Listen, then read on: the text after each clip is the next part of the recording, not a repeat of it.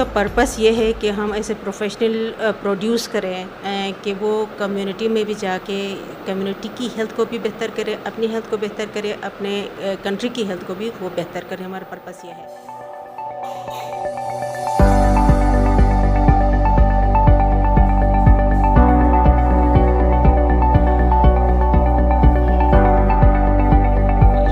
کې مونږ دوه قسمه سرویسز ورکو.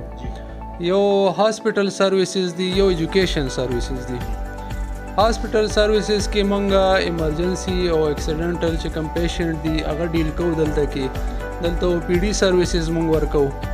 کم ډاکټرز مونږ سره دلته کې ناست دي هغه مونږ سره د کې ټي ایچ نه او د ایل آر ایچ نه سینیئرز ډاکټرز دي دلته کې ناست دي او په ډېر کم فیس باندې 200 روپۍ فیس باندې هغه دلته پیشنټ ګوري.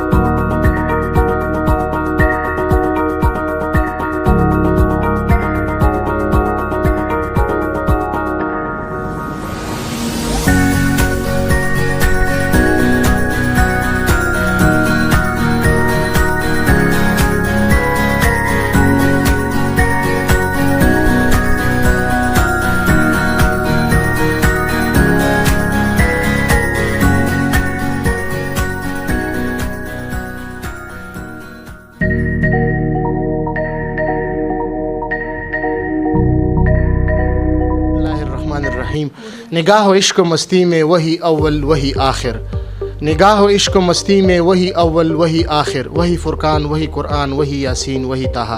اللہم صلی علی سیدنا مولانا محمد و آلہ و صحبہ وبارک وسلم. دوستانو راغلی یو الشهامه میډیکل انسټیټیوټ ته.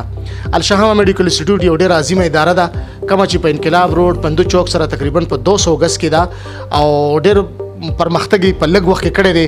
په هغې باندې به خبرې کوو زموږ د نږدې علاقو سره لکه پندو، چواګوجر، کیچوړۍ، درېوڼ، اورمړ، سورزي، بالا، پایان، میرا، دې خوا لاړ شي بادر کلی، مروزي، احمدخیل، عطا محمد ګړی او داسې ازرخانۍ پورې او دې خوا مطلب دی عدیزي، میرمزي، شریکیره، بډبیرې پورې د دې نه ورته سټوډنټس هم راځي او دې نه ورته مریضان هم راځي. نو نن په دې باندې خبرې کوو.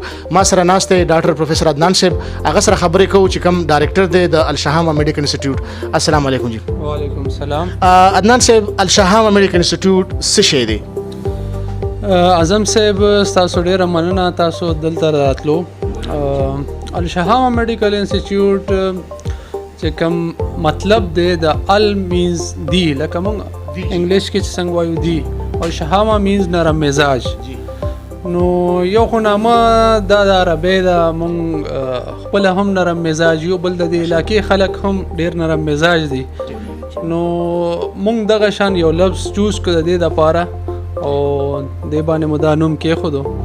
الشهامه کې موږ دوه قسمه سرویسز ورکو. یو هاسپټل سرویسز دي، یو ایجوکیشن سرویسز دي. هاسپټل سرویسز کې مونږ ایمرجنسی او اکسیډنټل چې کوم پیشنټ دي هغه ډیل کوو. دلته او پی ډي سرویسز مونږ ورکو. کم ډاکټرز مونږ سره دلته کې ناست دي هغه مونږ سره د کې ټي ایچ نه او د ایل آر ایچ نه سینیئرز ډاکټرز دي دلته کې ناست دي او په ډېر کم فیس باندې 200 روپۍ فیس باندې هغه دلته پیشنټ ګوري. او بل مونږ سره چې کوم ایجوکیشن سایډ دی په هغې کې مونږ مختلف ډیګریز دلته ایوارډ کوو سټوډنټس سره. زمونږ چې کوم د الشهامه میډیکل انسټیټیوټ دی دا افیلیټډ دی کیم یو سره، خیبر میډیکل یونیورسټي سره، او رجسټر دی هایر ایجوکیشن ریګولیټري اتھارټي سره.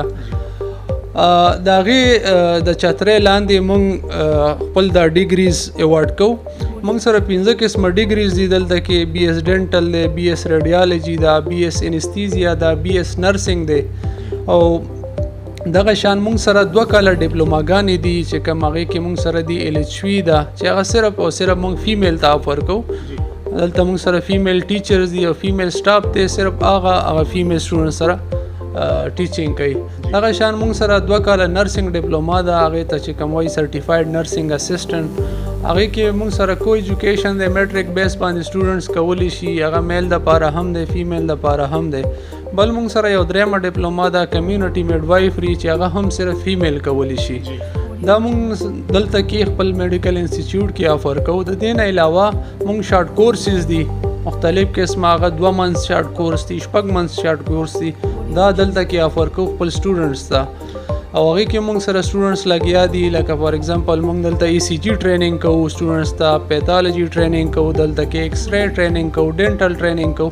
دا مختلف قسمه ټریننګونه دي چې کوم پریکټیکل بیس دي سټوډنټس هغه سټوډنټ چې کوم غواړي چې زه پریکټیکل یو کار وکم هغه لږ ډېره زده کړه آیا په ډیپلومو په ذریعه کړې وي یا چا سره ټریننګ کړې وي خو هغه پریکټیکل ډېر څه نه ورځي نه هغه پریکټیکل بیس باندې موږ شارټ کورسز هغې ته ډیزاین کړو. ډاکټر صاحب ستاسو خبر نه مخکې کوم دا BSN چې څوک کول غواړي لکه دې کرایټیریا ستاسو څه ده چې یو سړی ماشوم راځي داخلي دپاره نو د هغې دپاره تاسو څه کرایټیریا ایښي چې څه به هغه کوي نو بیا به تاسو داخله هغه له ورکوئ؟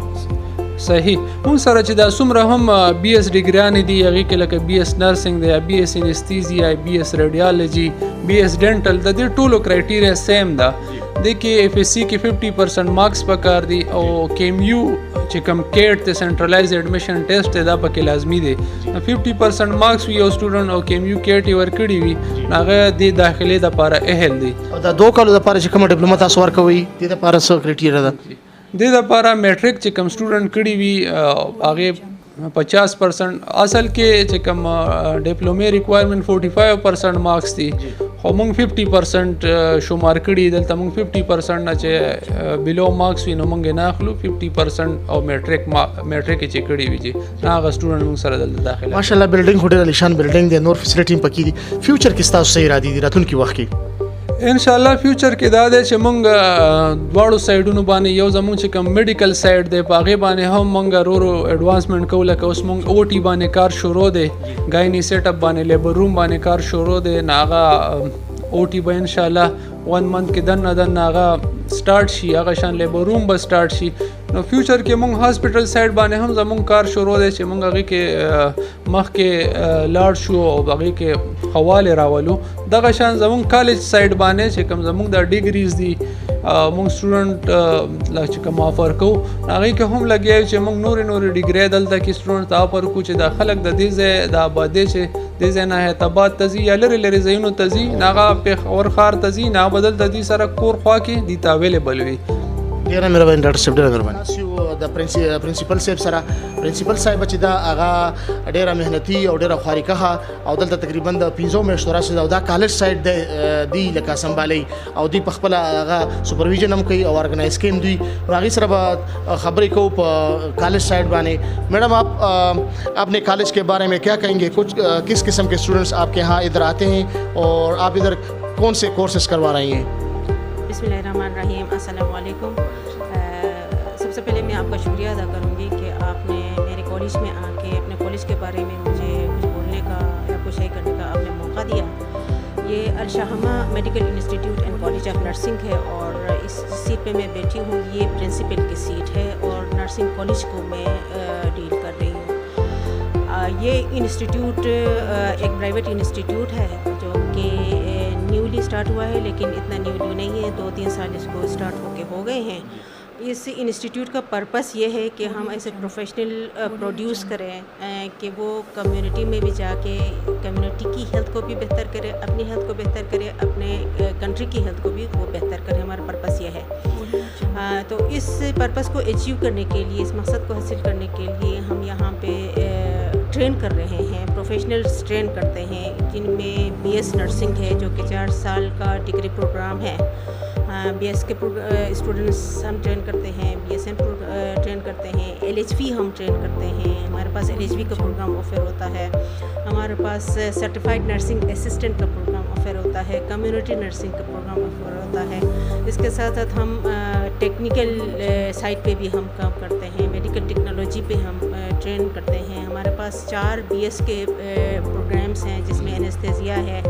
ہمارا ڈینٹل BS ڈینٹل پروگرام ہے اور پیتھولوجی کا ہے اسی طرح میڈیکل لیب کا ہے.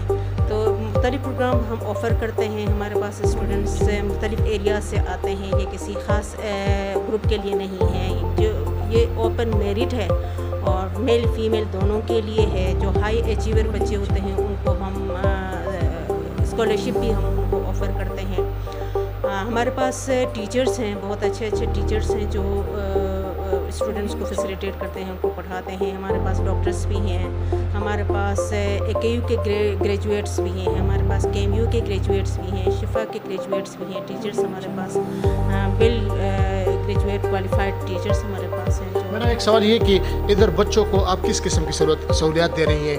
مثلاً ادھر کمپیوٹر لیب ہے, لائبریری ہے, اور جو اسٹوڈنٹس کے لیے ضروری ہوتی ہے وہ کون سی چیزیں آپ ادھر پرووائڈ کر سکتی ہیں؟ اچھا, پروگرام کے لیے مثلاً BS نرسنگ کے لیے جو ضروریات ہیں, نیڈس ہیں, اس کے حساب سے ان کے لیے پروگرام ہے. مثلاً لائبریری بھی ان کے لیے ہے. لائبریری میں بکس ہمارے پاس مور دین 1800 بکس ہمارے لائبریری میں ہیں. ہمارے پاس کمپیوٹر لیب ہے. ان کی نمبر کے حساب سے جتنے اسٹوڈنٹس ہیں ان کے لیے ہم نے اتنے ہی نمبر کے ہمارے پاس کمپیوٹرس ہیں. کمپیوٹر کا ٹیچر ہے. اسی طرح ہمارے پاس اسکل لیب کی ضرورت ہوتی ہے BS نرسنگ اسٹوڈنٹس کے لیے, جہاں پہ وہ اپنے اسکلس کو جو ہمارا ڈومین ہے, ایک کوگنیٹو ڈومین ہوتا ہے, ایک اس کا اسکلس کا ڈومین ہوتا ہے. تو جو اسکل کا ڈومین ہے یہ اسکل لیب میں جا کے اس کو پریکٹس کرتے ہیں. اس کی پریکٹس کر کے اس کو سیکھتے ہیں. اسی طرح ہمارے پاس لیب ہے, اناٹمی لیب ہے, جس میں اناٹمی کی آرگنس جتنے بھی ان کو پڑھنے کی ضرورت ہوتی ہے وہ پڑھتے ہیں جا کے. اسی طرح سائنس کا لیب ہمارے پاس ہے. یہ سارے فیسلٹیز. اسی طرح ان کو ہاسپٹل کی ضرورت ہوتی ہے تو ہمارے پاس اپنا ہاسپٹل ہے, جو الشہامہ ہاسپٹل جو آپ نے راؤنڈ کیا ہے, وہ ہاسپٹل ہمارے پاس ہے. اور اس کے علاوہ 2-3 اور ہاسپٹل کے ساتھ ہماری ایفیلیشن ہے. KMU ہمارے اس کا ہمیں KMU کے ساتھ ہم ایفیلیٹڈ ہیں, جو کہ ہماری گورننگ باڈی ہے. ہمارا انسٹیٹیوٹ پاکستان نرسنگ کونسل کے ساتھ رجسٹرڈ ہے. ہمیں اپروول ملا ہوا ہے جو کہ ہمیں سپروائز بھی کرتا ہے. ہم HSC سے رجسٹرڈ ہیں. تو یہ جتنے فیسلٹیز ان کو BS اسٹوڈنٹ کے حوالے سے چاہیے. اسی طرح LHV کے لیے بھی ہمارے پاس اسکل لیب ہے. ایک سوال کہ یہ 2 ایئر ڈپلوما میٹریکولیٹ اسٹوڈنٹس داخلہ کب ہوگا, آخری تاریخ کب ہے, اور اس کی کرائٹیریا کیا ہے؟ اچھا, ڈپلوما پروگرام اور BS پروگرام دونوں کے لیے ہمارے ایڈمیشن اسٹارٹ ہو چکے ہیں. BS پروگرام کے لیے جو ہمارا 4 ایئر ڈگری پروگرام ہے اس کے لیے ہمارا کرائٹیریا ہے کہ اس کا FSC ہونا ضروری ہے. FSC ان کا پری میڈیکل میں ہو اور مور دین 50%, ایٹ لیسٹ مور دین 50% ہو. اور جو ڈپلوما پروگرام ہے ہمارے اس میں 45% کا میٹرک سائنس ہو اور 45% ایٹ لیسٹ ہو. تو اس کے لیے وہ کرائٹیریا ہم نے رکھا ہوا ہے. اور ان کے ایڈمیشنز جو ہیں وہ اسٹارٹ ہو چکے ہیں. اگر کوئی ایڈمیشن کرنا چاہتا ہے وہ آ کے ہم سے فارم لے کے ایڈمیشن اپنا کر سکتا ہے. ان کے کلاسز سپٹمبر سے انورڈ ہوں گے, کہ سپٹمبر سے آگے کلاسز اسٹارٹ ہوں گے. بڑی مہربانی جی میڈم, بڑی مہربانی.